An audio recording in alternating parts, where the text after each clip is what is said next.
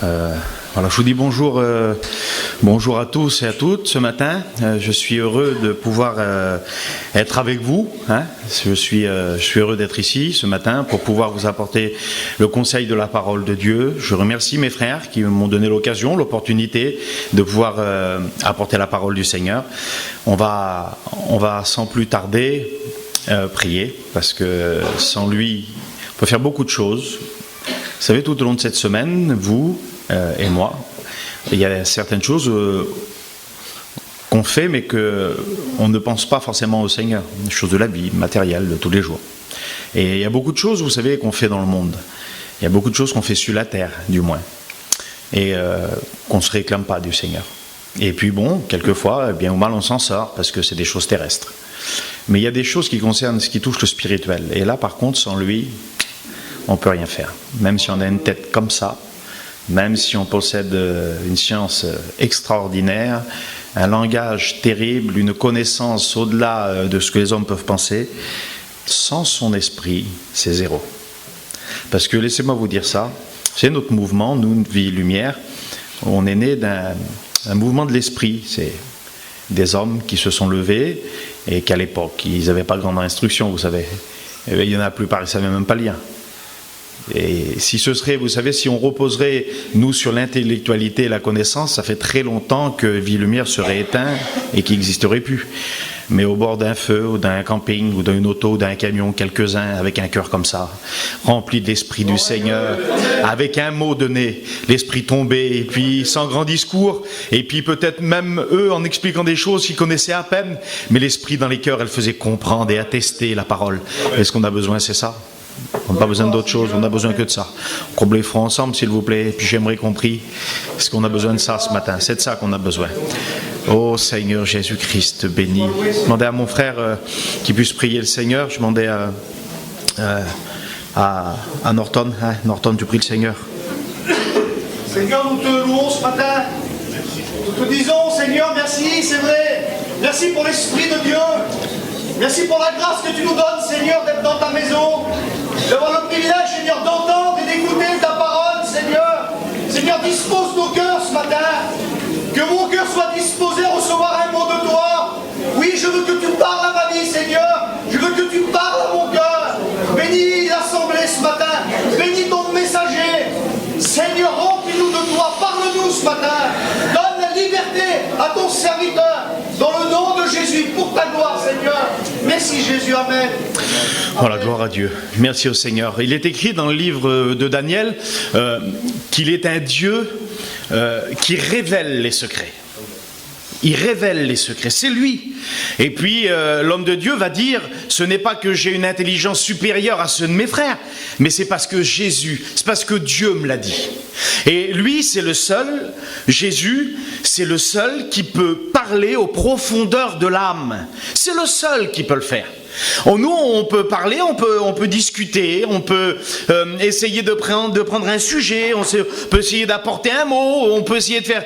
Mais lui, quand il vient et qu'il parle, lui... Vous savez, le Seigneur Jésus, quand il venait, qu'il y avait des foules devant lui, lorsqu'il parlait, c'était le seul qui savait simultanément, lorsque les paroles sortaient de sa bouche, il savait simultanément ce qui se passait dans les cœurs. Quand il parlait, le Seigneur, lui, il savait ce que les personnes pensaient. Il disait, pourquoi vous pensez de telle chose ? Pourquoi vous avez de telles pensées dans vos cœurs ? Il connaît, il sait ce qui se passe dans les âmes, dans les cœurs, et c'est le seul qui peut parler. Il n'y a que lui qui peut le faire. Il peut parler aux profondeurs de l'âme. C'est-à-dire que tu es ici, tu es venu, et puis il y a des choses qu'on laisse paraître. C'est la vie apparente, ça. Oh, on se prépare, pour les femmes on se coiffe, on prend notre foulard, les hommes on vient avec notre Bible. Il y a ce qu'on voit, vous voyez, il y a même les prières qui sont là, et puis que tout le monde écoute, les prières audibles. Mais il y a tout le reste. Il y a tout ce que personne ne voit. C'est le côté de l'iceberg qui est caché. On voit juste un iceberg, on voit à peine 10-15% de l'iceberg. Il y a tout ce qu'il y a qu'on voit pas, tout ce qui est immergé. Et puis nous, il y a tout ce qui est immergé. Nous avons nos vies propres, des vies qui nous sont, des fois, ça fait mal, des fois qui sont douloureuses. Et puis bien souvent, les hommes autour de nous ne ressentent pas ce que nous ressentons. Et ils ne voient pas ce qu'on voit. Et c'est nous-mêmes qui les vivons. Mais lui, il voit au-delà de de ce que l'homme voit. Il voit bien plus profondément que l'homme. Il voit bien plus profondément que l'homme. Et lui, ce matin, il voit. C'est pour ça que nos réunions sont extraordinaires. C'est pour ça que lorsqu'on est assemblés, qu'on puisse éloigner de nous la pensée que l'église, ce sont soit l'église au Mans, là-bas les membres, ou à Nantes, ou à Bordeaux, ou ici, cette église, c'est GECO, c'est pas ça l'église. Dans la parole, lorsqu'il est mentionné le mot église, jamais une seule fois on vient à parler d'un bâtiment, jamais. C'est toujours les membres, à l'église qui est dans ta maison, à l'église qui est au milieu de toi. C'est vous l'église. Et le Seigneur dans cette église, il agit. Le Seigneur dans cette église, il bénit. Le Seigneur, lui, dans cette église, il nourrit. Le Seigneur dans cette église, il panse les plaies. Le Seigneur guérit. Le Seigneur fait, il agit. C'est son église. Amen. Alors, on a besoin d'une seule chose et unique. C'est de marcher dans la volonté de Dieu. Parce que lorsqu'on marche dans la volonté de Dieu, peu importe ce qui va nous arriver. Vous allez me dire, c'est quand même, il y a quand même des situations qui sont quand même terribles, et c'est la vérité. Mais la sœur Carline nous en a dit un mot tout à l'heure. Ce qui paraît impossible. Il y a un texte de l'Ancien Testament, il est écrit « Je te donnerai les trésors des ténèbres ». Paraît bizarre quand même ce texte-là. Laissez-moi vous dire qu'il y a deux sortes quand la Bible parle de ténèbres. Il y a les ténèbres du mal, il y a les ténèbres qui viennent de choses mauvaises, mais il y a aussi les ténèbres qu'on appelle la nuit, qu'on appelle aussi les choses qui arrivent dans une vie. Lorsque la maladie, lorsque la mort, lorsque le découragement vient, ça vous est arrivé vous aussi peut-être, que lorsque vous êtes à genoux pour une situation, en train de prier, et d'un seul coup vous sentez le toit pesant au-dessus de vous, et la prière qui ne monte pas de plus haut que le toit. C'est pour vous les ténèbres à ce moment-là. Pourquoi? Parce que quand un chrétien ne voit pas briller pleinement la splendeur de Dieu dans sa vie n'est que ténèbres. Et le Seigneur dit, il y a peut-être des ténèbres dans ta vie. C'est peut-être la maladie, c'est peut-être le découragement, le combat. Mais il dit, moi, comme la sœur Carline l'a dit, moi, je prendrai les trésors des ténèbres. Seigneur, il n'y a pas de trésor dans les ténèbres. Si, moi, je peux sortir de tes ténèbres des trésors. Alléluia. Le Seigneur est capable de le faire à une seule et unique condition. C'est qu'on puisse se laisser guider par lui. Il y a une volonté pour l'homme. On va le voir à travers quelques lectures de la parole, parce qu'on ne se base pas sur nous, mais on se base sur lui. Je ne sais pas combien de temps je vais vous garder ce matin, pas très longtemps. Non, normalement, je ne prêche pas très longtemps, mais le principal pour nous ce matin, c'est qu'on en retire un bénéfice pour vous et pour moi. Vous savez, dans le monde, on travaille pour des gains sordides. On a des bénéfices. Et puis, bien, vous savez, on est tous pareils. Et puis, à cette époque-ci, il y a les fêtes, et puis il y a beaucoup de dépenses. Et puis, je ne sais pas si vous êtes comme moi, parce que moi, j'ai plein de sous, vous voyez. J'en ai plein, j'ai plein d'argent. Donc on essaie de travailler un petit peu pour gagner un bénéfice. Mais c'est qu'un bénéfice de la terre. Nous, ce qu'on veut ce matin, c'est un bénéfice spirituel. Quelque chose qu'on engrange dans l'éternité. Parce que nous, on ne travaille pas pour des choses périssables. Mais la Bible nous enseigne que nous travaillons pour des choses impérissables. Et ce matin, j'aimerais que ce soit, pas parce que c'est moi qui prêche, le Seigneur le sait, mais parce que votre cœur sont ouverts, parce que la parole est là, peu importe si c'est moi ou un autre. Sachez reconnaître Jésus, c'est Jésus qu'il faut reconnaître. Et ce matin, on a besoin de choses qui vont durer éternellement. On peut recevoir ce matin. Vous savez, j'aime le dire et je vais vous le répéter ce matin.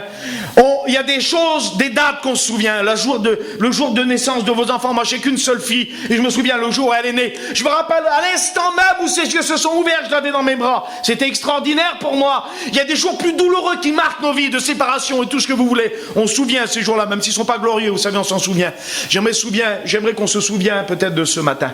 Vous savez, à Bethel, on a érigé une pierre. Vous savez, où l'homme de Dieu va dire ici, on va ériger une pierre dans ce lieu, à Bethel. Et le mot Bethel veut dire maison de Dieu. On va ériger une pierre, on va la oindre, on va mettre de l'huile sur la pierre. On va se souvenir de ce qui s'est passé ici, où Dieu a parlé. Il faut se souvenir où Dieu parlait. J'aimerais qu'on se souvienne ce matin. J'aimerais ce matin pour toi, ce soit un jour où tu t'es souvenu. Un jour que tu dis, ce jour-là, j'ai compris. Ce jour-là, ça a changé. Ce jour-là, j'ai accepté. Ce jour-là, j'ai voulu, j'ai reçu, et ce jour-là, j'ai accepté quelque chose que je ne comprenais pas avant, que je ne voulais pas trop comprendre. Mais ce jour-là, j'ai compris. Et ce jour-là, j'ai commencé à grandir. J'aimerais que ce soit un jour marqué pour toi ce matin. J'aimerais que ce soit ça. Alors, acte 9, chapitre 10, il dit, acte 9, 10, il y avait à Damas un disciple nommé Ananias. Le Seigneur lui dit dans une vision, Ananias, il répondit, me voici, Seigneur. Et le Seigneur lui dit, lève-toi, va dans la rue qu'on appelle la droite, il y a... je vais essayer d'écourter, j'ai quelques lectures à vous faire, aller au principal. On ne veut pas trop extrapoler, vous savez, c'est parler pour dire beaucoup de choses. Je vais aller au principal ce matin. Il y a un homme qui s'appelle Ananias. Cet homme-là, c'est un homme de Dieu, c'est un homme qui est toujours à l'écoute. Et puis il nous est dit qu'un homme qui va se convertir, qui s'appelait Saul de Tarse, qui respirait encore le meurtre. La parole nous dit qu'il était guidé par un zèle amer excessif. Et cet homme-là, tout le monde le craignait. Et puis d'un seul coup, sur le chemin de Damas, on voit cet homme, et cet homme s'est converti. Dieu lui a parlé, Jésus lui a parlé. Et puis, il y a eu une intervention de la part du Seigneur divine puissante. Et puis le Seigneur parle à Saul de Tarse, il lui dit, tu vas aller dans une rue, tu vas aller dans un certain endroit, et là dans cette rue un homme va prier pour toi. Et puis la parole du Seigneur est adressée à cet homme Ananias, et le Seigneur lui demande une chose, il lui demande d'aller, il faut bien comprendre, le Seigneur lui demande d'aller à la rencontre de quelqu'un qui tue les hommes et les femmes qui proclament la foi en Christ. C'est pas juste une histoire, mes amis, la parole. Comprenez, ce que nous allons lire ce matin, de quoi nous parlons ce matin, ce n'est pas que de l'historique. Vous savez, il y a beaucoup de films historiques qui sont passés, il y a d'histoire, des livres d'histoire, les petits à l'école apprennent l'histoire, mais ça n'en arrête là, c'est pas bien puissant, c'est juste l'histoire de choses qui se sont passées. Mais ça, c'est des interventions même de Dieu. Et c'est pas juste des livres historiques, on lit aussi des livres poétiques, de pensées humaines, avec de belles tournures de phrases. Mais la parole, c'est plus que ça. La parole, elle est vivante. Amen. Et ces choses-là, ce sont des choses qui sont réellement arrivées. On écrit des fictions dans le monde aussi. Et les fictions, ce sont simplement des histoires pensées, imaginées dans le cerveau de l'être humain. Mais c'est pas vrai, c'est une fiction. Mais ça, mes amis, c'est pas une fiction. C'est la vérité. Ça s'est réellement passé. Dieu a parlé à un homme, comme il pourrait te parler ce matin à toi. Et puis il y a un endroit où un autre homme se trouve. Et cet homme, il fait mourir les chrétiens. On a, nous, une grande liberté dans notre pays aujourd'hui, la France. On se plaint toujours. Mais ici, mes amis, on peut se réunir, ici, nous. Et puis on peut proclamer le nom du Seigneur. On peut se réunir ce matin avec une grande liberté, sans se cacher. Mais il y a d'autres pays, c'est pas comme ça. Les personnes sont à quelques-uns ce matin, dans 2 ou 3 maisons, dans les bois, ou dans des lieux cachés, dans des bateaux, dans des cales. Et puis ce matin, ils sont 2 ou 3, ils ont du pain et du vin, et puis tout doucement ils prient, et puis tout doucement ils communient. Pourquoi? Parce qu'ils risquent leur vie, parce qu'ils vont mourir si les autres les apprennent qu'ils sont chrétiens. Vous avez une grande liberté ce matin. Faut réaliser ce que Dieu vous a donné ce matin. Et puis cet homme-là, lui, il est là, mais il dit Seigneur, il réfléchit en lui-même. Et puis d'un seul coup, il va dire oui Seigneur, j'y vais. Il se lève. Et puis il y va. Il y avait dans un homme nommé Ananias. Et puis il fait ce que Dieu, Ananias, il fait ce que Dieu lui dit. Dieu il parle. Parce que si Dieu parle pas, mes amis, il y a un grand problème. Il y a un grave problème. Voilà, il y a un grave problème. Parce que ce qui est pour nous dramatique aujourd'hui, c'est la religiosité de l'évangélisme. Ça, c'est grave. Les religieux évangéliques, ça, c'est très, très grave. Des personnes qui vivent la religion. Des personnes qui chaque jour mènent leur vie, ils travaillent, ils se lèvent, ont des projets, plantent, bâtissent, ont des projets pour leurs enfants. Et puis ces personnes participent aux réunions.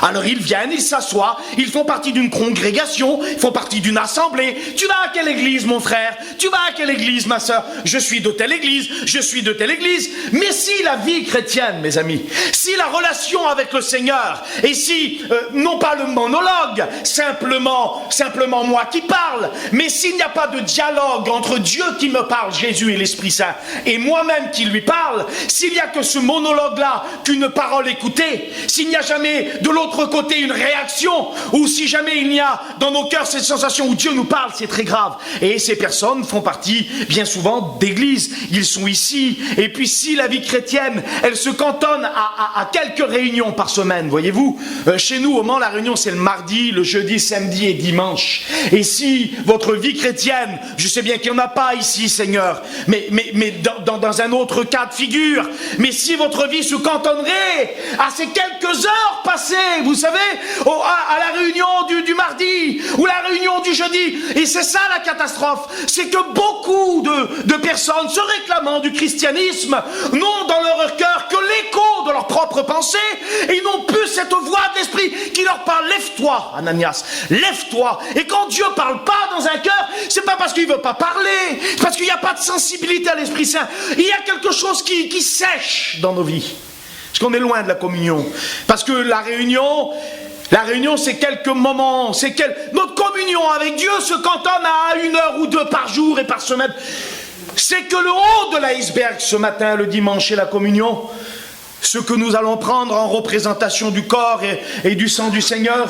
Mais notre vie, je m'excuse, sans dénigrer ce qu'il y a comme symbole ce matin, notre vie va bien au-delà de ces symboles. Parce que nous vivons journalièrement la mort et la résurrection du Seigneur dans nos vies. Alors cet homme-là reçoit un mot du Seigneur, une parole. Dieu lui parle. Et nous voyons la réaction de cet homme. La réaction de cet homme, c'est celle-ci. Il se lève et il écoute. Nous allons voir la réaction d'un autre homme. Jonas chapitre 1. La parole de l'Éternel fut adressée à Jonas en ces mots. Lève-toi, va à Ninive, la grande ville, et crie contre elle, car sa méchanceté est montée jusqu'à moi. Et Jonas se leva. Et quand j'ai fait cette lecture il y a quelques années déjà, j'étais encore à l'école biblique, j'ai fait cette lecture et ça m'a surpris, je ne vous le cache pas. Parce qu'à l'instant où Dieu lui parle, il dit que la parole de l'Éternel fut adressée à Jonas. Jonas, laissez-moi vous dire, c'était pas n'importe qui, Jonas. Jonas, c'était un homme à qui Dieu parlait. C'était un homme qui était porteur d'un message, et d'un message extraordinaire. On n'a pas le temps de lire tout le livre de Jonas, mais chez vous, faites la lecture de ce livre, vous allez voir. Et Jonas, il se lève. Et pourquoi il se lève? Il se lève, la Bible nous dit que quand on voit cet aspect, quand on dit il se lève, c'est qu'il prend une position. Dieu lui parle, tu t'en vas Jonas, tu vas à Ninive et tu cries contre elle. Parce qu'il s'est passé des choses terribles dans cette ville. Et cette ville, c'est pas des Juifs, c'est pas des Hébreux, vous savez, Ninive. Et Dieu dit, je vais les détruire. Alors lève-toi et il faut que tu vas leur dire. Vous savez ce qu'il fait, Jonas? Vous savez qu'il s'enfuit à Tarsis. Dieu, il n'a pas fini de lui parler. Dieu n'a pas fini de lui parler, ça m'a étonné. Dieu n'a pas fini de lui parler, il se lève et instantanément, il fait le contraire de ce que Dieu lui a demandé. Dieu lui parle. C'était bien la réunion, mon frère. C'était bien la réunion, c'était bien le mot que la sœur m'a dit, le texte que j'ai lu. Et instantanément, on se met en mouvement, on prend une prise de position qui est complètement opposée à ce que Dieu vient de nous dire. Et vous savez pourquoi vous croyez qu'il a eu peur, Jonas, qui s'est enfui à Tarsis? Il n'a pas eu peur, Jonas. Si vous faites la lecture, vous voyez que Jonas, il va dire ça. Il va dire, ah Seigneur, je le savais que tu étais un Dieu qui était riche en bonté, longanimité, qui était un Dieu compatissant. Je le savais que tu allais les pardonner. Et lui, il ne voulait pas que cette ville Ninive soit pardonnée. Il n'est pas d'accord que Dieu pardonne Ninive. Il n'est pas d'accord avec la volonté de Dieu. Il n'est pas d'accord avec le plan de Dieu. Dieu veut pardonner Ninive. Si Ninive se repent, si Ninive se tourne, Dieu veut faire quelque chose pour Ninive. Mais il y a une telle vie, une telle débauche dans Ninive, que lui, Jonas, cet homme pieux, cet homme qui aime Dieu, lui, il ne veut pas que ces gens-là, que lui, il voit comme des impurs, il les voit comme des gens perdus pour l'éternité. Il dit, Seigneur, je le savais que tu allais faire ça. Je sais que tu es riche en bonté. Je sais que tu es miséricordieux. Je le savais. C'est pour ça qu'il s'enfuit. Il ne veut pas que cette ville soit pardonnée. Il ne veut pas. On voit entre chapitre 1 et chapitre 3 de Jonas. Qu'est-ce qui s'est passé dans la vie de Jonas par rapport à cette désobéissance?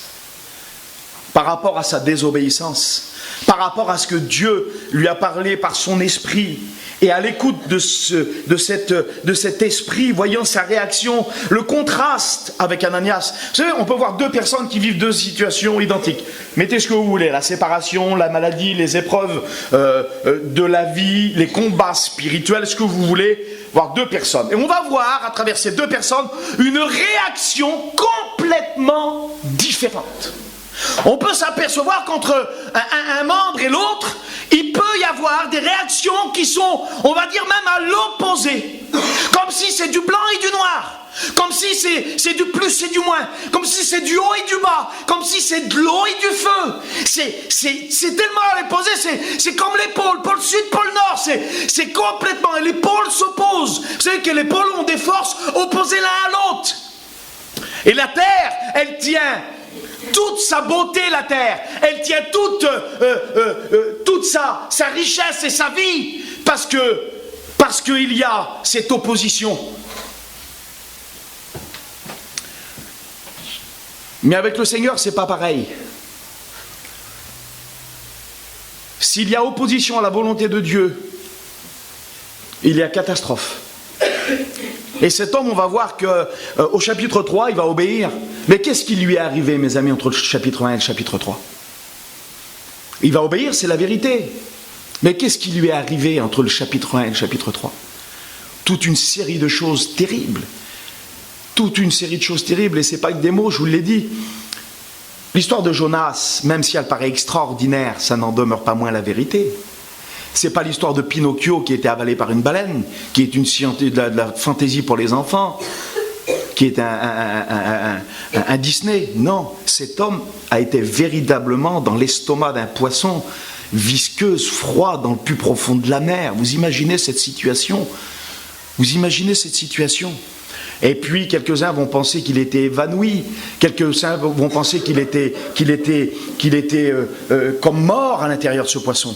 Alors que non, quand vous faites la lecture du livre de Jonas, on s'aperçoit que les prières que Jonas va adresser à Dieu, vous savez ce que c'est? C'est des psaumes. Dans le ventre du poisson, Jonas récite des psaumes. Il n'y a pas d'endroit où le monde peut nous amener qui peut nous priver de la communion avec le Seigneur. Amen. Il n'y a aucun endroit. Moi, je n'ai jamais trouvé plus profond que ça. Dans le ventre d'un poisson, dans la mer, au plus profond. J'ai jamais connu d'hommes, humainement parlant, qui ont été à l'extrémité comme lui. Bien sûr, il y a Job dans toute sa misère, mais cet homme-là, c'est quand même terrible. Il est dans le ventre du poisson, il est au plus profond de la mer. Je ne sais pas ce que tu passes ce matin. Je ne sais pas quelle situation tu vis. Mais j'en suis sûr que tu n'es pas aussi ou plus profond que cet homme-là. Et cet homme-là, dans le ventre du poisson, il récite des psaumes. Il n'y a pas de situation où Dieu ne peut pas agir. Il n'y a aucune situation qui est impossible à Dieu. Il est le créateur de l'univers. On voit deux situations, on voit deux hommes avec la même situation, une volonté de Dieu pour eux, et passant complètement à côté de la volonté de Dieu. On va faire deux autres lectures, je ne voudrais pas être long ce matin, Seigneur. C'est dans le livre de Samuel, 1 Samuel 13, 13. Il dit, Samuel dit à Saül, je vais vous l'expliquer pour éviter de faire une lecture trop grande. Samuel dit à Saül, tu es un insensé, tu n'as pas observé les commandements que l'Éternel ton Dieu t'avait donnés. Samuel va parler à Saül. J'ai dit qu'à un certain moment, Dieu va désapprouver Saül. Il nous est dit que la parole de l'Éternel était adressée par le prophète Samuel. Et Samuel va dire à Saül, tu vas attendre un certain moment. Il y a une date fixée. Un moment, un jour, une heure, une minute, où j'ai décidé de venir pour faire un sacrifice, pour que Dieu vienne agréer l'armée de l'Éternel, pour que l'armée de l'Éternel va combattre contre les Philistins. Le frère a dit tout à l'heure, quand il a chanté, il a dit, nous on attend toujours maintenant tout de suite à la minute, mais c'est pas toujours ce que Dieu veut, c'est la vérité. Cet homme était impatient. Parce qu'il a écouté monter l'armée des Philistins. Et l'armée des Philistins, c'était quand même pas rien, vous savez. Les Philistins, c'est les Palestiniens maintenant. Ils ont toujours été méchants. Toujours une multitude de peuples qui se mêlent avec eux. Ils étaient toujours contre le peuple de l'Éternel. Toujours. Ils avaient une haine toute particulière pour le peuple de Dieu. Et puis, cette armée montait. Et quand cette armée monte, quand l'armée, elle monte, ça fait du bruit, mes amis, vous savez. Imaginez. Vous vivez une situation où, j'aimerais que vous vous mettez en situation avec moi ce matin, pour bien comprendre. Qu'on ne soit pas à la réunion, j'aimerais vous le dire ce matin, il y a trop de fois où ça arrive. Vous savez, moi, quand je suis au Mans, chez moi, pour aller à l'église ou pour aller autre part, des fois, je pense, le cerveau il est parti ailleurs, je pense à autre chose, et la voiture, elle arrive, ou je rentre chez moi, la voiture s'est conduite toute seule. Ça vous arrive, ça? Vous savez même pas, vous n'avez pas fait attention, et pourtant vous y êtes arrivé au point. C'est parti d'un point A pour un point B, et vous y êtes arrivé. Vous n'avez pas fait attention. Ça s'appelle de l'automatisme. Trop de fois, on vient à la réunion le dimanche matin par automatisme. Dieu veut parler, mais on est là parce qu'on a l'habitude d'être là. qu'on est là de corps, d'âme et d'esprit. Amen. Parce que vous savez, il y en a plein dans nos assemblées. Ils ne sont plus là. Si vous sauriez, il y a combien de temps qu'ils ne sont plus là? Vous dites, mais s'il est là, je le vois toujours. Oui, mais non. Si tu saurais, il y a combien de temps qu'il n'est plus là? Qu'on est là ce matin. Si on est là, il nous parle. Amen, Seigneur. Elle nous dit que là, cet homme, Dieu va vouloir pour cet homme un moment fixe, un moment bien établi. Et cette armée monte. Et cette armée, ça fait de la poussière, cette armée. On la voit arriver de loin, elle monte. Les boucliers, les épées s'entrechoquent, ça fait du bruit. Les chars sont là, les hommes sont remplis de furie. Les hommes crient et hurlent. Ils appellent à la bataille, ils appellent à la tuerie. Et tout ça, ça commence à effrayer Saül. Parce que quand l'ennemi monte, mes amis, quand on voit des situations monter, des fois, ça, on ne bouge pas, mais quand on le voit arriver de plus en plus près, de loin encore, bon, quand on voit ça arrive sur nous, ce combat terrible, ce combat avec un ennemi puissant, ce combat avec un ennemi fort, ce combat, quand ça se lève de loin, Kaliel l'a dit, un petit coup de téléphone, puis tout est écroulé. Cette poussière qui monte, mais qu'est-ce que c'est ça, Seigneur? Qu'est-ce qui m'arrive? Ça vous a pas arrivé ça? Mais qu'est-ce qui m'arrive? Qu'est-ce qui m'arrive? Qu'est-ce qui m'arrive? Et ça monte sur nous. Et comme ça monte sur nous, à la mesure où ça approche de nous, Seigneur, d'un seul coup, on était fort il y a un moment. Je ne sais pas il y a combien de temps, mais on était fort. Ah, on s'aurait battu contre n'importe qui, n'importe quoi. Puis d'un seul coup, on sent que ça commence à faiblir. On se demande ce qui s'est passé. On sent les reins qui deviennent faibles, et les genoux qui commencent à trembler, les chevilles qui n'arrivent plus trop à nous porter. On a la ganache qui serre, puis on a la bouche pâteuse, et puis nos pensées s'embrouillent en nous. On commence à transpirer, les pieds commencent à glisser dans les mains. Et puis le bouclier devient lourd, et cet ennemi est là, et puis on nous appelle à combattre en corps à corps, prêt. Puis d'un seul coup, cet homme il a peur. Saül il a peur, et il fait le sacrifice. Il n'est pas sacrificateur lui, il n'est rien du tout. Il a été là par la volonté du peuple. Le peuple a voulu un roi, il a rejeté Dieu, et puis d'un seul coup il arrive celui qui devait faire ce que lui a fait. Il a voulu remplacer Dieu, il a voulu remplacer la volonté de Dieu. Et puis Samuel lui dit, mais t'as agi en insensé, mon ami. Si tu auras attendu le moment de Dieu, nous l'a dit le frère tout à l'heure, le moment de Dieu, mais Lazare, or Dieu, Jésus a laissé mourir Lazare, il l'a laissé mourir Lazare, ah, Jésus c'est quand même terrible, il est méchant Jésus, il a laissé mourir Lazare. Mais comment Peter il a laissé mourir Lazare? Oui, il l'a laissé mourir, parce qu'il y a quelqu'un qui a été cherché, dire viens, il y a Lazare, le frère de ceux que tu aimes, il est à l'extrémité. J'ai dit que le Seigneur va pas dire un mot. Puis ce messager va revenir. Peut-être que ces femmes, ils vont interroger. Alors qu'est-ce qu'il a dit? Il a dit quoi? Il a rien dit. Comment il n'a rien dit? Il est pas. Qu'est-ce qu'il fait? Il est parti où? Il est parti d'un sens opposé. Imaginez, vous avez quelqu'un de malade à l'hôpital, vous avez quelqu'un qui est mourant, vous envoyez votre pasteur aller chercher, prier pour... Puis d'un seul coup, il est parti se promener, il est parti en Disney, on n'est pas loin de Paris. Ouais, mais c'est pas possible. Je lui dis que cette personne, c'est le seul qui pouvait faire quelque chose, c'était Jésus. C'est lui, il n'y a que lui qui pouvait faire ça. Et puis le Seigneur, il s'en va. Puis 2 jours, il tape 2 jours, puis il arrive. Et puis Marthe et Marie, faites la lecture, lisez entre les lignes. A dit, si tu avais été là, il ne serait pas mort. Voulant dire, t'as été où? T'as fait chercher. Vous le voyez arriver loin, votre pasteur, on l'a appelé pour prier, mais il n'est pas venu. Puis ça a été terrible. La situation, c'est terrible. Puis vous le voyez arriver de loin. Vous dites, ça y est, il arrive, lui. Ça y est, le v'là. Il arrive, le v'là, c'est fini, mon copain, c'est terminé. Le Seigneur, il arrive.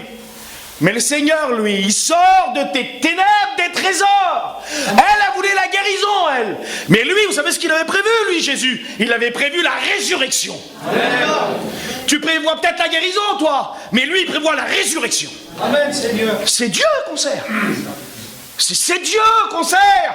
C'est pas quelconque, c'est Dieu, le créateur de l'univers tout entier. L'univers, c'est comme même pas une poussière dans le creux de sa main. Il dit un mot, et les choses qui n'existent pas dans le néant, bam, ils apparaissent. C'est Dieu. Il a pris de la terre inutile. Il a fait la plus belle chose que le monde a connue, l'être humain. C'est Dieu. Et Dieu parle, et quand Dieu parle, il veut que nous sommes réactifs à sa parole. Il veut qu'on ait cette confiance, et l'ennemi monte, et lui fait le sacrifice. Et puis Dieu, il dit, mon ami, si tu aurais fait ce que Dieu aurait voulu, il aurait agréé ton règne pour toujours. Mais parce que tu t'es mis en opposition à la volonté de Dieu, alors j'ai choisi un homme selon mon cœur. Un homme selon mon cœur. Parce que peu importe qui on est, imaginez-vous qu'il n'y a pas de plus fort. Réalisez ce matin qu'il n'y a pas de plus grand. Réalisez qu'on est tous les mêmes. On a été tirés. Le Seigneur il dit, il y a des textes, vous savez que moi j'aime, il y a des textes que j'aime lire.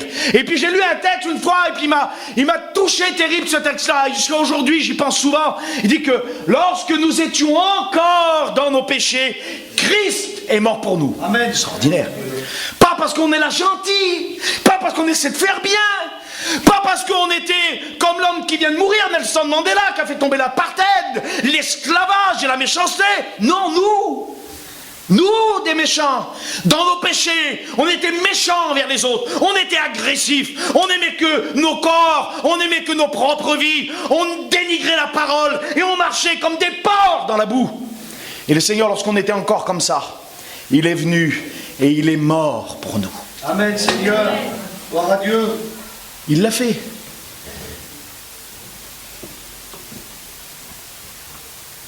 Nous allons voir la différence avec cet homme, 1 Samuel chapitre 13 et verset 13. C'est ce qu'on vient de voir, on va lire Romains... on va lire 2 Samuel chapitre 5 verset 24. Je vais faire la lecture parce que c'est important, mais je ne voudrais pas vous tenir trop longtemps parce qu'il faut qu'on prie. On fait cette lecture, 2 Samuel 5 verset 24.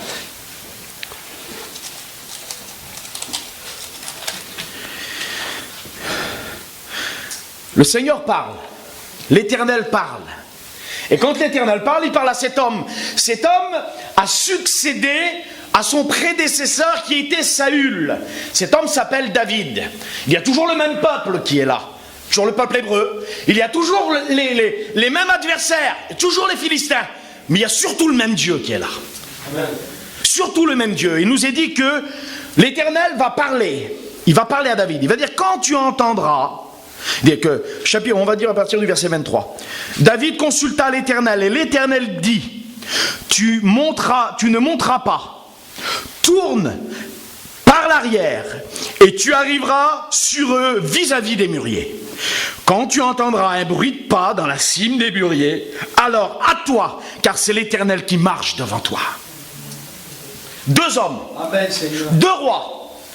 Un même peuple, une même armée qui monte contre eux, le même Dieu, ils sont confrontés à la même situation, l'armée des Philistins qui monte contre Saül, l'armée des Philistins qui monte contre David, mais David a eu une réaction complètement à l'opposé de son prédécesseur. Il a fait ça, il a dit à son armée qui était avec lui, peut-être qu'il avait peur, peut-être qu'il était impatient même dans le combat, peut-être, ils écoutaient aussi les autres monter, de loin. Mais le Seigneur dit non, pas par là, tu vas aller par moi. Parce qu'on a toujours nos chemins, vous voyez, les chemins les plus rapides, les chemins les plus directs. Mais lui, les détours de Dieu sont meilleurs pour nous que les lignes droites du monde. Et puis lui, il dit non, pas par ce chemin-là, tu vas faire le tour. Tu vas passer par moi où je veux. Parce que bien souvent c'est ça, on veut tout de suite. Il a laissé mourir Lazare, non. Il y a son chemin à lui, il est meilleur. Il est meilleur. On veut nos chemins à nous, mais c'est son chemin à lui qui compte. Il nous a dit qu'il est là, il va faire taire son armée. Taisez-vous, faites pas de bruit.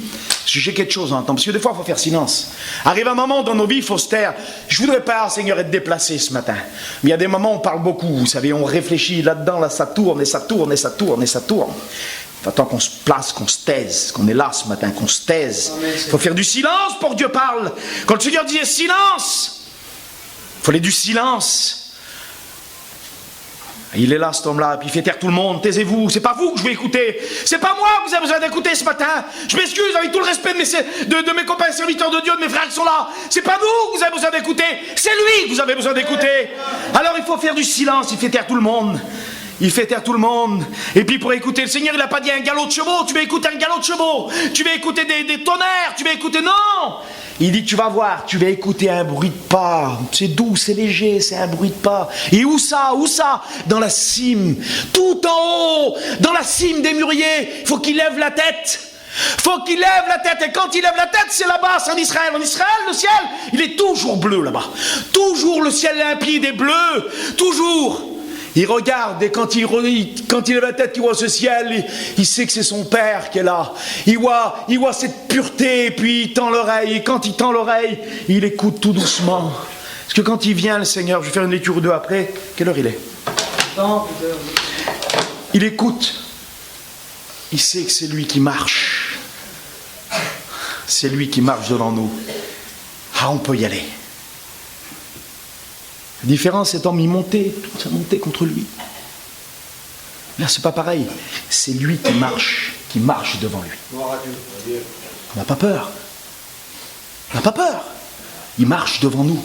Quand il y a quelqu'un de plus fort, on dit, vas-y, passe devant toi. Quelqu'un de costaud, passe devant toi. Il est costaud. Il est fort.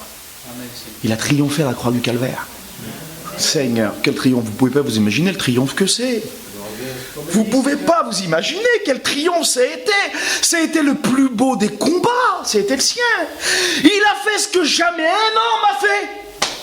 Lorsque Pilate, sans le savoir, il présente, il dit, voici l'homme. Mais il n'a jamais si bien parlé, cet homme-là, Pilate, là. Il n'a jamais dit une chose aussi importante de toute sa vie. Il est né juste pour dire ça, cet homme-là. Voici l'homme. C'est lui. Ça veut dire que c'est celui-là qu'on attendait. Amen. Quand il dit, j'ai choisi un homme selon mon cœur, c'est pas tout à fait David, vous savez, parce qu'il n'a pas été trop terrible.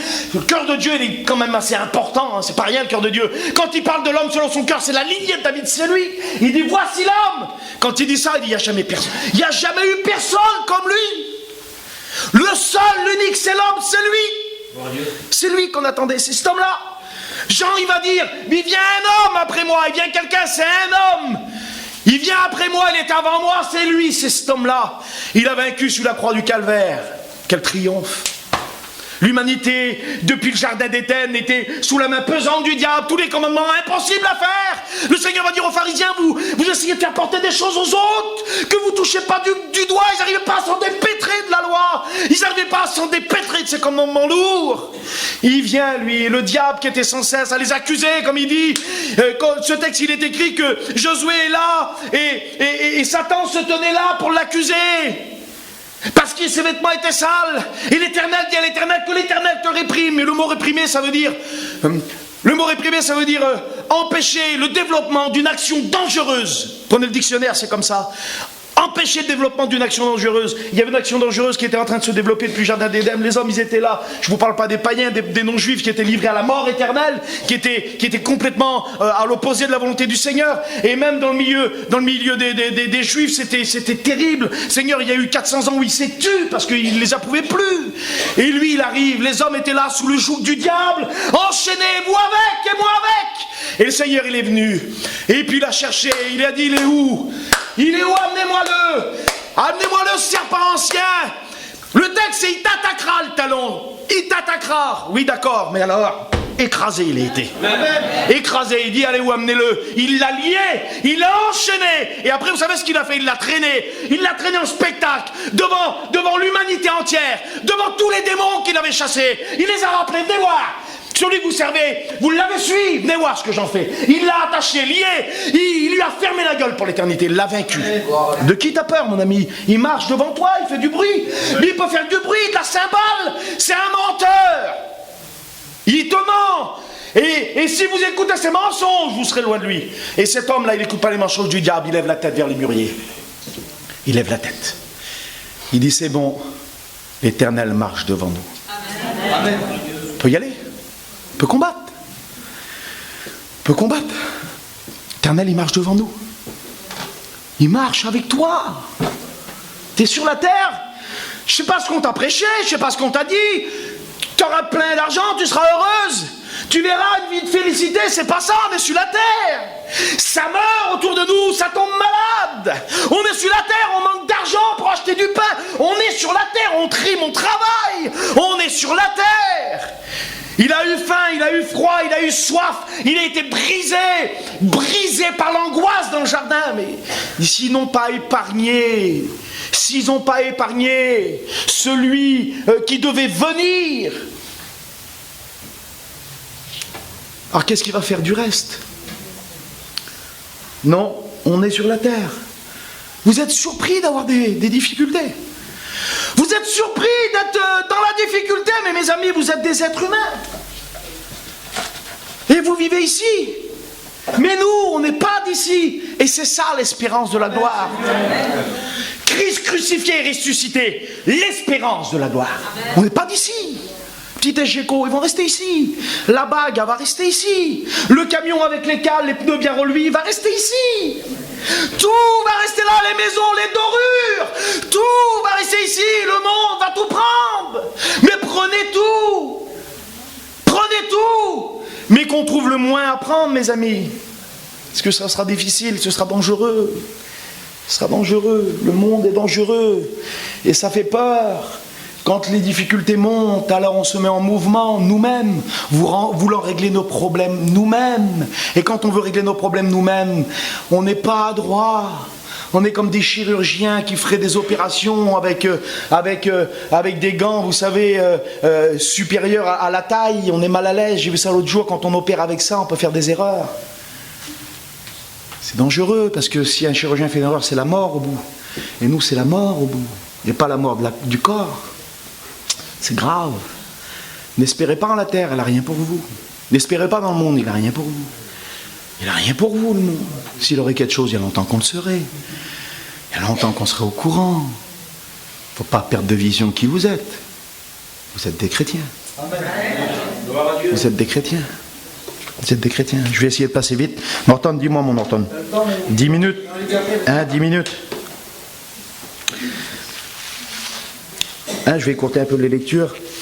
1 Roi, chapitre 19, verset 1, il nous dit que cet homme, Élie, un homme extraordinaire, il va faire descendre le feu du ciel. J'aimerais que la parole, faut s'y attacher, il faut la serrer sur nos cœurs, il faut l'aimer, la parole. Vous comprenez? Il faut réaliser que cette parole vivante, c'est des choses qui se sont passées. C'est vrai, la parole. C'est pas d'historique que je suis en train de vous dire seulement. C'est quelque chose de véritable. Ça a eu lieu. Cet homme va faire descendre le feu du ciel. C'est quand même pas rien. Imaginez, on est là, puis d'un seul coup, un frère parmi nous, sous l'invocation de l'Éternel, va faire descendre le feu du ciel. Et puis non moins le feu du ciel, il va le faire descendre dans des endroits où il y a de l'eau. Et le bois était trempé, il était consumé, l'eau qui était là est consumée, il fait descendre le feu du ciel. C'est terrible. Et puis cet homme-là, il a remporté de grands combats. Un nombre innombrable de faux prophètes, les v'là égorgés morts. C'est terrible. Et le temps qu'il a fallu pour faire tout ça. Il a eu de grandes victoires en Dieu. Et puis une femme, une simple femme. Juste une femme. Un mot. Un mot. T'as tout prévu, toi, on va faire ci, on va faire là. Un mot. Des fois, même pas un mot. Aïe. Ça y est, tout est détruit. Tout est cassé. Un mot. Un mot. Une femme. Et avec tous les prophètes qu'il a tués, une femme. Mais à ce moment-là, vous savez, il n'était pas attentif à ce que Dieu voulait. Il se lève, il s'enfuit. Et comme il part, il arrive à un certain moment dans un lieu. Parce que, voilà, nos décisions, nos destinées, c'est nos décisions. C'est vous qui déterminez. C'est vous qui déterminez votre destinée, c'est vos décisions. Vous vous levez le matin, puis c'est vous qui décidez votre vie. Il ne faut pas oublier ça. Parce que notre ennemi, il a été vaincu, combattez-le, tout, mais vous avez un ennemi terrible, c'est vous-même. Hein. La chair, le corps, les pensées, c'est un ennemi terrible. Hein. Et c'est vous qui déterminez le matin ce qui va se faire dans la journée, où vous allez aller, comment vous allez faire, ce que vous allez faire. C'est vous. Vous êtes maître de ça. Le Seigneur parle, l'ennemi aussi, mais sachez écouter. Qui parle? Et il nous dit que là, cet homme est à un endroit et Dieu va lui parler. Et aussi un mot qui m'a interpellé où Dieu va dire ça. Il va dire, que fais-tu ici, Élie? Qu'est-ce que tu fais là? Qu'est-ce que tu fais là, mon Élie? Croyez pas que le Seigneur savait. Vous croyez pas qu'il savait qu'est-ce qu'il faisait là, ou c'est qu'il avait, pourquoi il était là? Vous croyez pas qu'il le savait? Ah, pourquoi il lui demande? Que fais-tu ici, Élie? Seigneur, des fois, il faut qu'il nous parle. Et qu'il dit, regarde où t'es. Qu'est-ce que tu fais là? Tu fais quoi là? Qu'est-ce que tu fais ici? Et lui, il va parler, il va répondre. On va faire une lecture ensemble. 1 Roi 19, verset 9.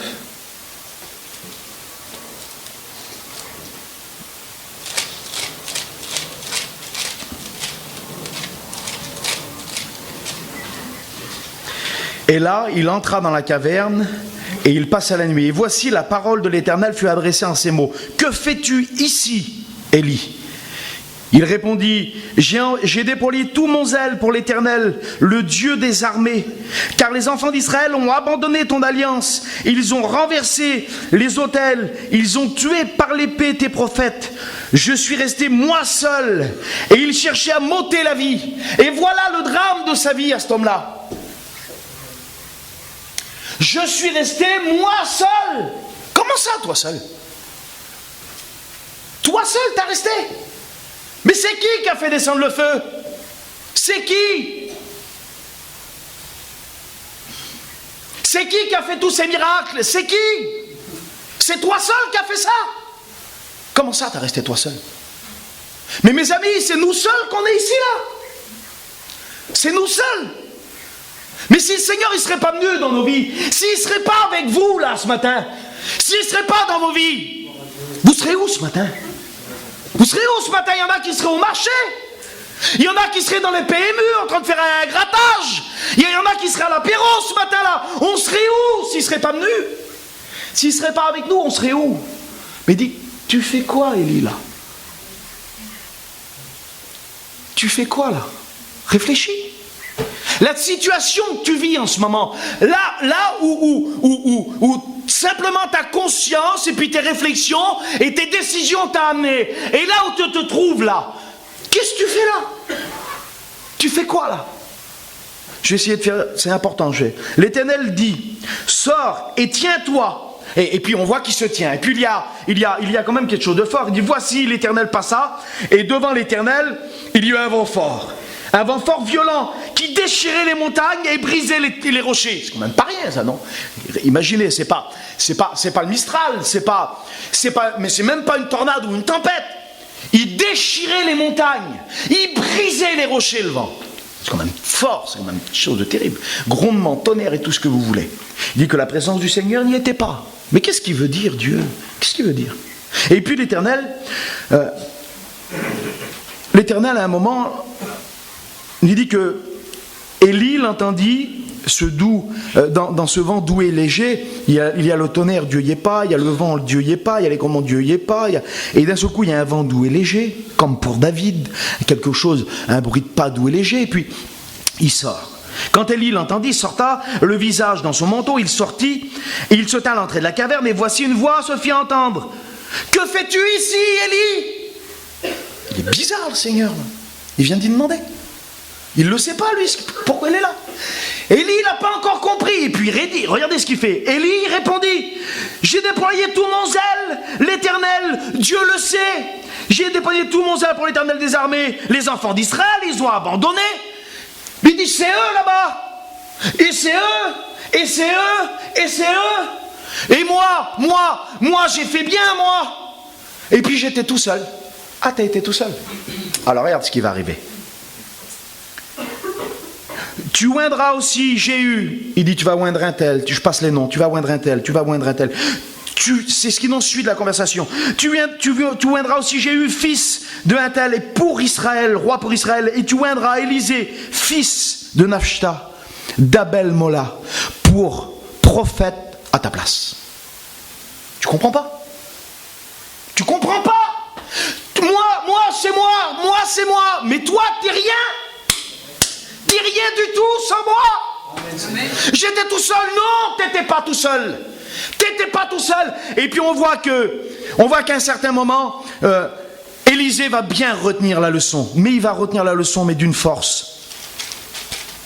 Il retient la leçon, on va le voir ensemble. Juste une petite lecture vite fait. Vous allez voir comment il retient comment il retient la leçon.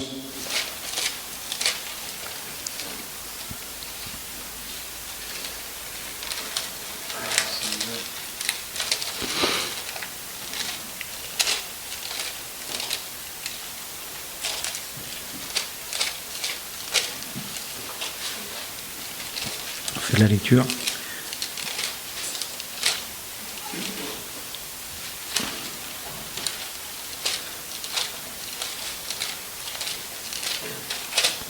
Je vais la retrouver.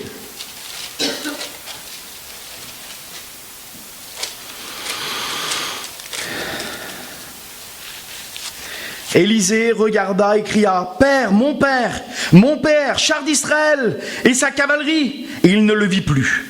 Saisissant alors les vêtements, il déchira ses vêtements en deux. Et puis on voit qu'à la suite, verset 15, on va lire un petit peu en haut, verset 13, et il releva le manteau qu'Élie avait laissé tomber, puis il retourna et s'arrêta au bord du Jourdain. Il prit le manteau qu'Élie avait laissé tomber, il frappa les eaux et dit, où est l'Éternel d'Élie? Lui aussi il frappa, et les eaux qui se partagea en deux devant lui, et il passa le Jourdain. Alléluia. Il a retenu la leçon. Il ne voit rien, il n'y a pas de tonnerre, il n'y a rien qui se brise, il n'y a rien du tout. Il prend le manteau, il dit, il ne voit rien, mais il dit, il est où l'Éternel? Il est où? Il est où? Il sait qu'il est là. Il est où l'Éternel d'Élie? Il frappe le Jourdain et l'eau elle se trouve. Amen, Seigneur. Il fait confiance. Il n'écoute rien de spécial, mais il a retenu par où son maître est passé. Non, pas toi. Non. Il est où l'Éternel? Et toi, il est où l'Éternel? Il est où l'Éternel? Pas oublier qu'on n'est rien, et puis que lui, il peut tout. Élie s'était un petit peu confié dans ce qu'il avait fait. J'ai resté moi seul. Moi, j'ai fait ci, j'ai fait là, et puis j'étais tout seul. Comment ça, tout seul? T'as pas le droit de dire ça. T'as pas le droit de dire que t'es tout seul. T'as pas le droit de dire ça. T'as pas le droit. Il y a dans ces deux hommes, ces situations, ces différentes situations que je vous ai présentées, il y a une chose qui est évidente, c'est celle-ci. C'est que des hommes sont conduits par l'esprit et d'autres non. C'est que des femmes sont conduites par l'esprit et d'autres non. Dans Actes 16, verset 6, il dit « ayant été empêchés par l'esprit ». Ayant été empêchés par l'esprit. Puis j'ai fini, j'ai une lecture après à faire et c'est fini. Ayant été empêchés par l'esprit. J'ai dit tout à l'heure qu'il y en a beaucoup qui viennent à la Réunion, dans d'autres endroits, et qu'il y a simplement cette vie-là, cette vie où ils viennent participer. Et dans cette vie-là, cette adhération à une congrégation de personnes, bien souvent il y a des personnes où on se rend compte que des discours tels que celui-ci, ça ne m'accuse pas, ou je sais pas, toi ça t'accuse pas, c'est bien là. Impeccable. Très bien là. Parce que c'est l'esprit. Je dis qu'on a un mouvement qui est né de l'esprit. Sans l'esprit, on est mort. La lettre, elle tue sans l'esprit. C'est l'esprit qui vivifie. C'est l'esprit qui vivifie. Il y a eu des guerres de religion avec des milliards de morts à cause de la lettre. Mais l'esprit, elle vivifie. L'esprit, elle rassemble. L'esprit, elle donne la vie. La vie dans l'Église. L'Église sans l'Esprit de Dieu. C'est l'Église que vous connaissez, beaucoup d'églises qui sont mortes, puis qui partent dans des dérives. Empêchées par l'Esprit. Là où l'Esprit de Dieu vient parler. Et on voit que quand cet esprit, quand il n'a plus de vie de l'Esprit, quand il y a... Vous savez, si le diable ne peut pas vous faire tomber, hein, je vous dis ça après, on va arrêter. Si le diable ne peut pas vous faire tomber, vous savez ce qu'il va essayer de faire? Il va essayer de vous faire vivre une vie pauvre en Dieu. Vous voyez? Il ne peut pas vous faire tomber. Alors, ce qu'il fait... Vous savez, quand on veut faire mourir une cellule vivante, on coupe, on fait comme, si vous voulez, un garrot à ce qui l'alimente. Et quand on fait le garrot à ce qui l'alimente, elle se déchaisse et elle meurt. Le diable veut faire un garrot sur cette vie de l'esprit. Tu viens à la réunion, c'est bien. Va, je ne t'empêche pas d'aller à la réunion, moi. Tu viens au culte dimanche matin? Viens. Très bien. Il y a un garrot qui a été posé. Et la vie de l'esprit, elle passe plus. Et quand la vie de l'esprit, elle passe plus, passe plus, eh ben, on voit des attitudes, hein, c'est récurrent, hein, donc on s'endurcit, devient amer, devient froid. On grince, vous voyez, ça manque d'huile. Chrétien qui grince, ça grince. On devient... la vie chrétienne, c'est qu'une série de rituels. On veut bien travailler, et le peu qu'on travaille, on s'épuise. On se fatigue. Tu n'as plus envie. On n'a pas envie de lire. On n'a pas envie d'être visité. On n'a même pas trop envie de prier. On n'a pas trop envie d'aller à la réunion. On y va pour ne pas se faire parler dessus, parce que les autres ils vont dire c'est quand même j'ai loupé déjà une réunion ou deux. Si je ne vois pas, ils vont tous me parler dessus. Le pasteur va venir me reprendre.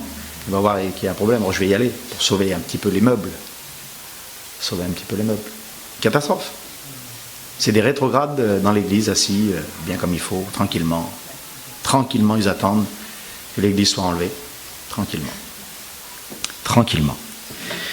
Dans le livre de Marc, il nous a expliqué, je ne vais pas vous le dire, j'ai eu la chance d'aller à Jérusalem il n'y a pas longtemps, pour la deuxième fois, et j'ai prêché dans cette synagogue même, où un homme va arriver. Et cet homme-là, c'est un homme qui a la main sèche. Terrible ça. Extraordinaire. J'aime ce texte particulièrement. Parce que dans ce texte, il y a beaucoup de choses qui rentrent en ligne de compte. Il est construit d'une façon magnifique, ce texte. Il y a une synagogue. La synagogue, je vais vous dire comment c'est. Elle est carrée comme ça. Une synagogue, c'est fait comme, à peu près comme l'église là, mais plus au carré. C'est un plus long, plus au carré. Et une synagogue, c'est comme ça. C'est qu'il y a des bancs tout autour. Comme des fois dans nos campings où on fait les réunions, vous voyez, il y a des bancs comme ça autour.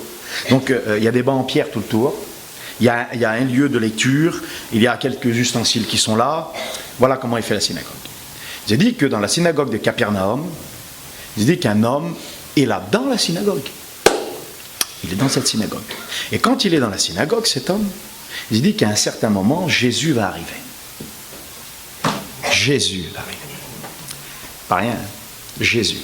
Quand il arrivait quelque part, c'est Jésus. En 3 ans et demi, là, il a fait ce que j'aime. En 3 ans et demi, il a fait une œuvre extraordinaire.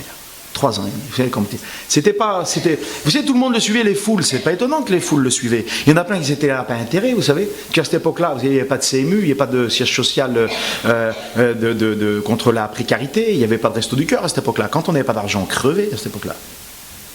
Quand on était malade, on crevait à cette époque-là. Lui, il guérissait les maladies. Vous vous rendez compte? Il nourrissait les personnes, une grande multitude qui sont là, il priait, il multipliait les pains, les poissons, les gens affamés, il suivait. Une telle personne, même si on ne croit pas trop en lui, même si viens voir, viens vite. Et l'autre là-bas, il nourrit tout le monde, t'es malade, toi, viens, il guérit. Tout le monde. Il y en a plein qui étaient là par intérêt, pour leur propre... C'était pour eux, pour leur chair, pour leur... Mais lui aussi, quand il arrivait, Seigneur Jésus, il bénissait. Amen. Et cet homme-là, il est dans la synagogue, il arrive. Alors, effaçons de nos mémoires, on est dans Noël, là. L'image du petit Jésus de la crèche, je vous en supplie. Ou le Seigneur des films, là. Ou le Seigneur sur les croix, qui sont rouillés, là. Qu'on chasse tout ça, que c'est l'esprit du monde qui veut nous mettre ça dans la tête, foutre tout ça en l'air. C'était un jeune rabbin de 33 ans. Il était magnifique. Connaissant la Torah sur le bout des doigts, c'était lui-même la Torah. C'était lui la parole. C'était lui la parole. Jean dit, la parole était avant. Il dit, le monde a été fait, mais la parole était. C'était lui la parole. Au commencement était la parole était avec Dieu, la parole était Dieu. Et tout ce qui a été fait, rien n'a été fait sans elle. C'est lui, il arrive. Jeune rabbin de 33 ans. C'était un jeune, il avait 33 ans. C'est pas un vieillard sénile comme vous nous présentez là, tout recroquevillé sur lui-même, c'est pas vrai. Il était rempli de force, il prend des tables dans le temple, là, des tables énormes, il les renverse, il chasse tout le monde, il se fait un petit fouet, il chasse tout le monde, c'était un homme terrible. Rempli de la puissance du Seigneur. Il arrive dans la synagogue, ce jeune rabbin de 33 ans, et puis il y avait des hommes terribles avant dans l'enseignement. Nicodème, docteur de la loi. Je vous l'ai dit, seulement la lettre, il lui parle de nouvelle naissance. Mais il dit, tu connais pas ça là, tu t'enseignes aux autres toi, c'est toi qui enseignes aux autres. Tu connais la parole sur le bout des doigts, et tu sais, tu comprends pas, mais comment ça? On le dit à un enfant de chez nous aujourd'hui, il faut naître de nouveau mon petit. Je lui disais à ma petite, moi elle a 12 ans, dis-lui ma fille, t'es né de nouveau toi? Elle va dire, oui mon père, je suis né de nouveau. Elle était baptisée de l'esprit il y a pas longtemps. T'es né de nouveau? Elle comprend la nouvelle naissance. Et ce vieux sage là, tu comprends pas, il dit comment je pourrais naître, comment je vais faire moi, comment un homme peut-il devenir, regardez ce qu'il va penser, comment un homme déjà vieux peut-il renaître? Ben oui, parce que quand on n'est pas conduit par l'esprit, on ne comprend plus rien. On ne comprend plus rien. Et il rentre cet homme dans la synagogue, ce jeune rabbin de 33 ans, il est là. Magnifique. Jamais homme n'a parlé comme cet homme. Je prends 2 minutes, hein, j'étais trop bavard. Jamais homme n'a parlé comme cet homme. Ils envoient quelqu'un pour l'arrêter, ils ont deux soldats pour l'arrêter. Et puis ils reviennent. Il dit alors, on n'a jamais écouté ça. On n'a jamais écouté ça. Les paroles, vous savez la parole, on a les 4 évangiles. Matthieu, Marc, Luc et Jean. 4 évangiles. Pourquoi on n'en a pas d'autres? Je veux dire pourquoi on n'en a pas d'autres des évangiles. Parce qu'il y avait 12 hommes, on a appelé ça les apôtres de l'agneau. Il a fallu qu'ils soient témoins de la vie du Seigneur, de son ministère, de sa mort et de sa résurrection. De son ascension au ciel, de son baptême dans l'eau, de tout ça. Et puis, il dit que dans l'évangile de Luc, au chapitre 1, il nous a dit que beaucoup ont entrepris d'écrire. Beaucoup, il y en a d'autres qui ont entrepris d'écrire. Mais quand ils prenaient la parole, c'est pour ça que je vous dis, vous ne croyez pas en n'importe qui. Hein. Quand il prenait, il arrive dans une maison, Pierre, bien après la crucifixion, la résurrection, il arrive dans une maison. Qu'est-ce que vous êtes en train de lire? Qu'est-ce que vous faites? Là, on est en train de lire le passage où il a multiplié les pains. Et Pierre va peut-être dire, mais ça paraît extraordinaire. Mais c'était vrai. C'est vrai, j'y étais. Quand d'autres écrivaient, les apôtres, ils vérifiaient, ils disaient, mais je ne suis pas d'accord avec ce qu'il a écrit. C'est pas tout à fait comme ça, ça ne nous convient pas. On réfute. On réfute. C'est la vérité, jamais personne n'a parlé comme lui. Et c'était facile de se retenir ces paroles à Jésus. Vous savez pourquoi? Parce que des paroles comme ça. Parce qu'au départ, il se passait la parole orale, c'est expliqué de maison en maison. Et puis, il gardait bien le sens des paroles. Mais c'était facile de s'en rappeler de ces paroles à Jésus. Vous savez pourquoi? Parce que ces paroles, ils marquaient les vies, ils marquaient les consciences, ils marquaient les âmes. Jamais personne n'a parlé comme ça. Son langage n'existait pas. Il parlait ayant autorité. Les rabbins, quand ils parlaient, ils disaient par exemple, Hillel l'a dit, ou Gamaliel l'a dit. Il parlait des autres, mais j'avais pas le droit de parler selon l'autorité de Dieu. Mais lui, il disait, je suis la vérité, le chemin, c'est la vie. Qui c'est qui a dit ça? C'est facile à se souvenir, ça. Il a dit, nul ne vient au Père que par moi. Amen. Qui c'est qui a dit ça? Il n'y a personne qui a parlé comme ça. Et il rentre dans la synagogue. Et comme il rentre dans la synagogue, il y a un homme, il est là. La main sèche, caché, en dessous, sa petite robe. Ah. Il veut dissimuler. Il est l'Éternel qui révèle les secrets des cœurs. Il est celui seul qui parle aux profondeurs de l'âme. Quand il prêchait, simultanément, il savait ce que les hommes pensaient. Il connaît tout. Il arrive, cet homme-là, il cache. Eh oui, il cache. J'aime bien cette image. Il cache. Vous savez, on aime bien montrer, si on joue un peu, si on chante, si on parle, si on aime bien montrer, même dans le monde, vous savez, quand on fait quelque chose on aime bien le montrer. Vous voyez, ce qui va nous mettre en valeur. Ce qui va nous mettre en valeur, on aime bien montrer ça. On aime bien le montrer. D'ailleurs, il y a souvent des hommes politiques, ou des journalistes, ou des hommes qui sont filmés à la télévision, ils ont un profil qu'ils préfèrent. Ils se laissent filmer sous leur bon profil. Puis nous, on aime bien être vus sur notre bon profil. C'est ce qui va nous mettre en valeur. Quand on a des incapacités, quand on a des manquements, quand on a des faussetés, quand on a toutes ces choses-là, quand on a des choses pas terribles, eh ben, on n'aime pas trop les montrer. Hein. On n'aime pas trop les montrer. Hein. Pas terrible, ça. Et cet homme-là, lui, il a une partie de lui-même, une partie qui est sec, complètement sec. Et le Seigneur, il l'appelle, il dit, viens voir, mets-toi au milieu. Terrible ça, mets-toi au milieu. C'est pas rien, hein. C'est pas rien cette apparence. Parce que laissez-moi vous dire devant Dieu que c'est pas parce qu'on vient. Je m'excuse, je suis libre avec vous ce matin. Et puis pour moi, je vous l'ai dit, il y a pas, c'est lui le grand. On est tous les mêmes, on a besoin de la grâce de Dieu. Mais c'est pas parce que moi, je viens à la réunion avec ma Bible que je suis un homme spirituel. Hein. C'est pas parce que j'ai mis une chemise que je suis un homme spirituel. Hein. C'est pas parce que ma femme elle est venue avec un foulard puis qu'elle a son petit foulard à la réunion que c'est une femme spirituelle. Vous voyez, la vie chrétienne c'est autre chose que les 2-3 heures qu'on vient passer à la réunion. Hein. Il y a quelque chose de bien plus profond que ça. Ouais, il y a 2 écrivains que j'ai lus que j'ai bien aimés. Whitman Nee, il a écrit La vie chrétienne normale. Vous voyez, essayons de faire déjà ce qui est normal, déjà. Vie chrétienne normale. Et puis Albert Heuser, il a écrit ça lui, une vie plus profonde en Dieu. Plus profonde. Ce qu'on a besoin, c'est d'avoir une vie chrétienne normale et plus profonde en Dieu. C'est ça qu'on a besoin. Et cet homme, il est là, dans la synagogue. Et puis, il met au milieu de tout le monde. Viens, mets-toi là, mon ami, au milieu de tout le monde. Allez, lève-toi. Mets-toi là. Pas facile, quand même. Et puis, je vais vous le dire, quand même, Moi, on a resté un moment à Paris, moi je me suis fait soigner ici. Je ne sais pas si vous avez remarqué, je boite moi. Alors, j'ai été soigné là, à Garches, Raymond Poincaré, à l'hôpital. Et puis j'ai côtoyé beaucoup de personnes diminuées corporellement. Et même dans d'autres centres de rééducation, choses comme ça. Et je peux vous dire devant Dieu qu'il est très rare qu'une personne diminuée corporellement aime montrer les attraits de sa personnalité avec son handicap. Si elle joue de la musique, elle va plutôt essayer de montrer que c'est une musicienne. Si elle chante bien, elle va plutôt essayer de montrer, mettre en valeur ce qu'il a. On n'aime pas montrer ce qui va nous dévaloriser. Et cet homme-là, il vient, et le Seigneur lui dit, montre, étends ta main.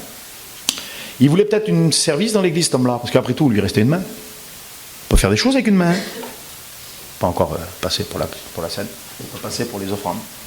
Je sais pas moi, avec une main, je sais pas, on peut faire plein de choses. Je sais pas, on peut balayer, on peut faire plein de choses. On peut faire plein de choses. Il lui restait encore une main. Il avait une portion pourtant de sa vie qui était complètement sec. Complètement sec. Et le diable, c'est ce qu'il veut faire avec nous. Il veut nous mettre des garrots à la vie spirituelle pour que des membres deviennent secs dans l'église. Et avec ces membres secs, il y a une grande difficulté, mes amis. Très grande difficulté. Et les personnes qui sont concernées sont en danger. Parce que ça ne sera que décroissant. Non pas croissance, mais décroissance. Parce que lorsque ces morceaux viennent à être secs dans nos vies, lorsque la vie de l'esprit ne passe plus, au bout d'un certain moment, c'est qu'une apparence, c'est qu'une religiosité. Et au bout du compte, si on ne se réveille pas à temps, si on ne laisse pas le Seigneur nous parler ce matin, à temps, au bout du compte, je suis désolé, je suis navré de vous le dire, mais au bout du compte, c'est la mort. Mais c'est comme ça. Ça ne me fait pas plaisir de le dire, mais le constat, c'est celui-là. C'est comme ça. C'est comme ça. Alors, on termine. Cette maladie, le Seigneur, lui, l'a guéri. Vous comprenez bien que cet homme, il a dit, étends ta main. Et le Seigneur a guéri cet homme. Et quand il était avec cette main sèche, il avait un manque, il était dans l'inertie, il ne pouvait pas s'en servir. Vous voyez, un manque d'activité spirituelle. Le Seigneur l'a guéri. Le Seigneur a dit, mets-toi là au milieu. Il a étendu sa main, ça ne devait pas être facile devant les autres. Il ne savait pas ce que peut-être c'était juste pour montrer aux autres, après tout. Peut-être que le Seigneur avait une parabole, il donnait souvent des paraboles, le Seigneur. Peut-être qu'il voulait dire, oui, voyez-vous, la vie de quelques-uns ressemble à la main de cet homme. Il ne sait pas qu'est-ce qu'il va dire Jésus, lui.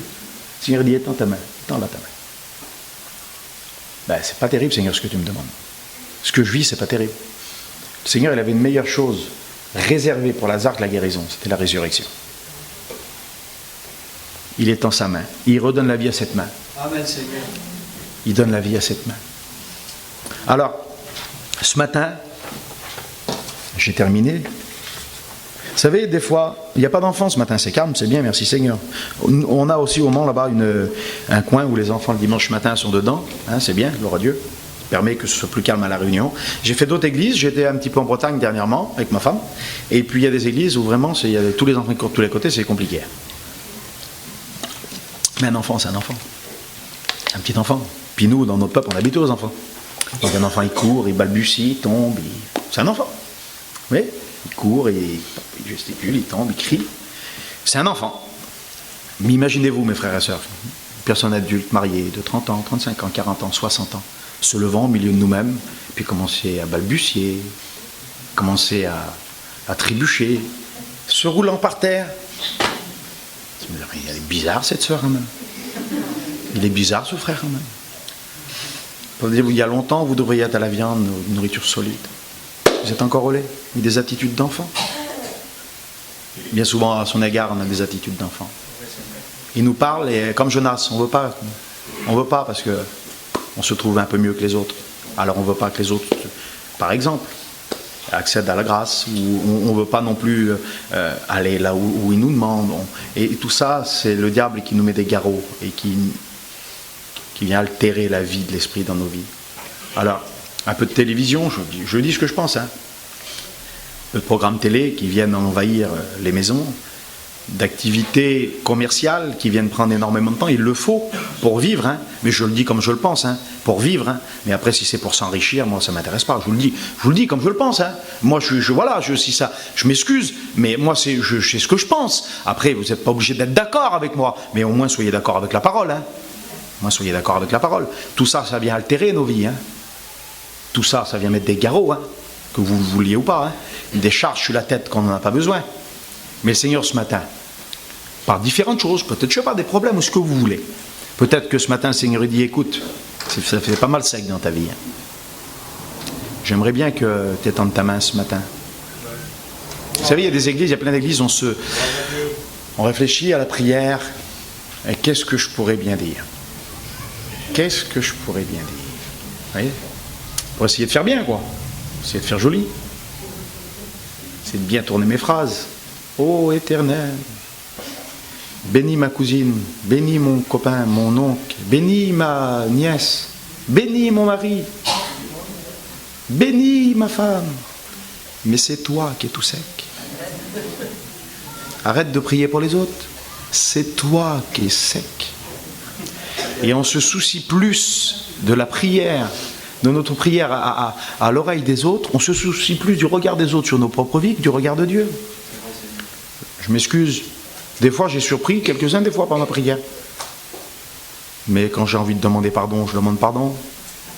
C'est que le patron que j'ai à faire, moi, c'est pas avec vous. Je m'excuse. Quand je suis découragé, j'ai le droit d'être découragé aussi, moi. J'ai le droit d'être fatigué aussi, moi. Comprenez ça? J'ai le droit d'avoir besoin de force. J'ai le droit de réclamer mon père pour qu'il vienne me soulever parce que j'arrive plus à me porter. J'ai le droit, quand c'est lourd, quand ça monte devant moi, là, ces combats terribles, j'ai le droit de l'appeler pour qu'il marche devant moi. J'ai le droit. Quand j'ai été pas comme il a fallu, et puis que je me rends compte que par mes décisions, je me suis éloigné comme génération de la maison de Dieu, je viens de dire, Seigneur, pardonne-moi. Seigneur Jésus, je veux faire ce qu'il faut maintenant. J'ai le droit de le dire quand même, Seigneur. Parce que si on devient réciter des prières de récitation dans l'église pour nos propres vies, ça sert à quoi, là? Dire, mais je veux le faire tout seul chez moi. Oui, mais le Seigneur, s'il te demande de le faire ce matin, là, s'il dit, étends ta main devant tout le monde. S'il veut que tu t'humilies, le Seigneur, lui. S'il veut que tu t'humilies parce que tu es trop orgueilleux, parce que tu es trop orgueilleuse, s'il veut que tu le fasses, lui. Tu vas discuter avec lui, toi. Alors moi, j'écoutais. Moi, quand ça m'arrive, des fois que ça chasse un peu, j'ai besoin d'huile d'esprit. Hein. Vous comprenez ça? J'ai besoin que l'huile, elle coule. Alors si tu as besoin pour une situation ou une autre, que l'huile coule sur toi, ce matin, eh bien demande-lui. Demande-lui ce matin. On coupe les fronts, s'il vous plaît.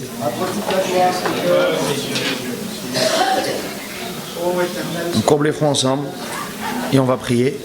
On va prier le Seigneur qui peut tout, qui sait tout.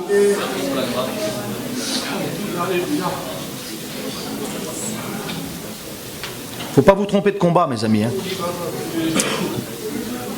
Il y a des dominations dans les lieux célestes. Et la Bible dit que c'est eux qu'il faut qu'on combatte. Et aujourd'hui, sur cette terre, ce monde de chaos, ce monde de misère, de péché, ce monde rempli de ténèbres, sans la vie de l'esprit, vous ne pourrez jamais combattre. Hein.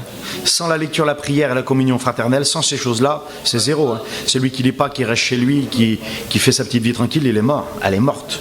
Celui qui s'occupe à ses affaires et puis uniquement à ça, il est mort, elle est morte. Nous avons besoin de cette vie de l'esprit en nous. Nous avons besoin que le Seigneur, que cette huile, elle coule. On a besoin de ça. Comprenez ça? On a besoin de ça.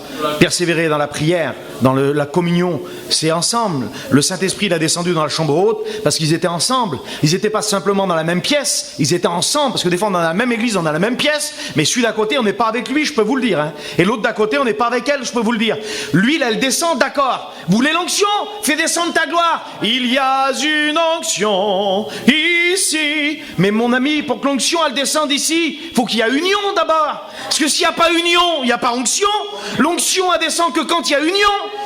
Il faut qu'on est tous unis dans une même façon de penser, dans une même âme. C'est pour ça que lui, il a descendu sur leur vie, parce qu'ils étaient comme une... La Bible dit, ils étaient l'église primitive comme un cœur, ils étaient un cœur et une âme. Alléluia. Un cœur et une âme. On a besoin d'être ça ce matin, un cœur et une âme. On prie le Seigneur, s'il vous plaît. On prie, si tu as besoin que cette huile descende sur toi, si tu as besoin, dis Seigneur, toi, cette portion de ma vie qui était sec, Seigneur, j'ai besoin de toi, j'ai besoin que tu viennes. Voilà, je pense que je vais prier sur le... Je demande au frère Jo. Un jour, tu pries le Seigneur, fais ce que tu as dans ton cœur, tu pries. veux dire merci ce matin, Seigneur, pour ta parole. Louange à toi, Mais ta Seigneur, parole ce est matin. vivante, Seigneur, tu parles à ton Église ce matin. Merci parce que tu connais toutes choses. Tu dévoiles les choses cachées, Seigneur. Seigneur, merci pour les personnes à qui tu as parlé ce matin. Je te rends gloire et grâce et je te demande d'agir dans leur vie. Que le Saint-Esprit puisse prendre toute ta place au nom de Jésus. Que ta grâce se manifeste, Sauveur. Amen. Amen.